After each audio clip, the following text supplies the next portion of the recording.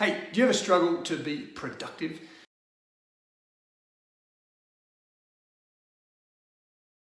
Do you ever find yourself not enough time? There's never enough time in one day, right?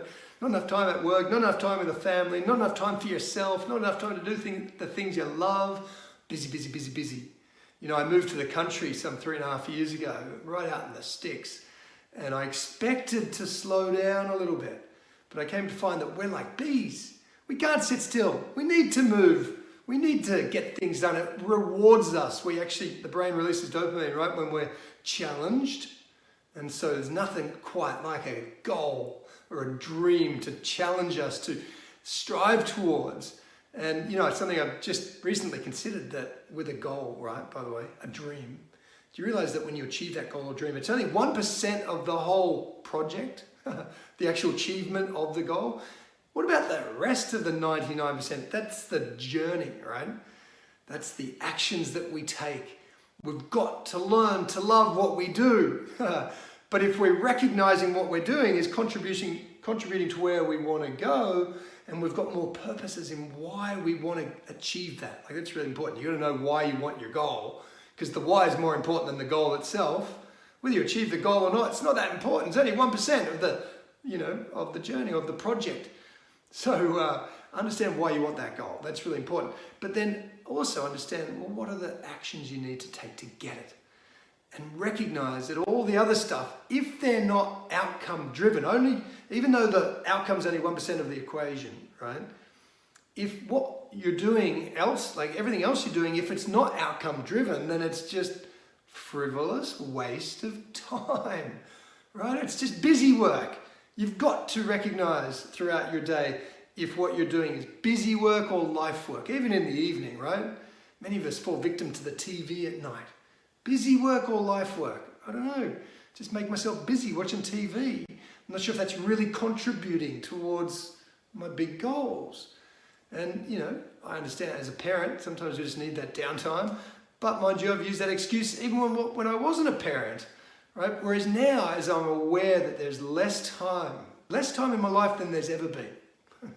Just like you, there's less time in your life than there's ever been. So, what are you going to do with that time? My one and only tip for you tonight is to get strategic.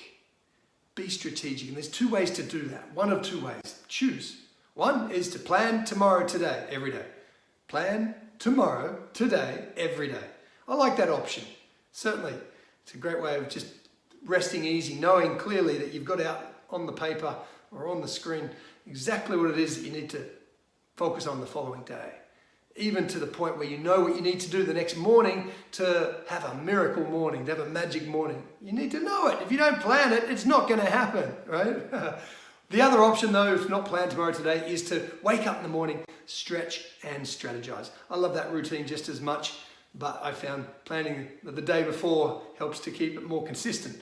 Because often when I do plan tomorrow, today, once I get the day rolling, I'm like, oof, I just want to keep going without actually taking the time, because it does take time to be strategic, to plan your day, without a doubt.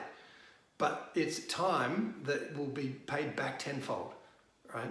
By planning your day, by being more strategic, by determining how many block times, how many 50-minute block times you're going to take throughout the day. Looking at your projects like blocks, right? 2 30-minute blocks, or 2 1-hour blocks, or 3 30-minute blocks. Strategically map it out, and I can assure you that if you determine what it is that you want to do to feel fulfilled that next day or that day, keep it simple, right? 1 to 3 things, don't overcomplicate it. Just a couple of things that's going to, if you know that you do them and achieve it or finish them, it's moving you towards your goals, your dreams. And so you should be like, feeling good at the end of each day. And you'll get that by being strategic with your time, by mapping it out, knowing what your top projects are, knowing what the top 5 things you need to do to achieve those projects, knowing the people that you need to hear from, or you're waiting to hear from, or you need to contact, and knowing what are the needle movers that you need to take that next day or today to achieve your goal, right? To live your dream life.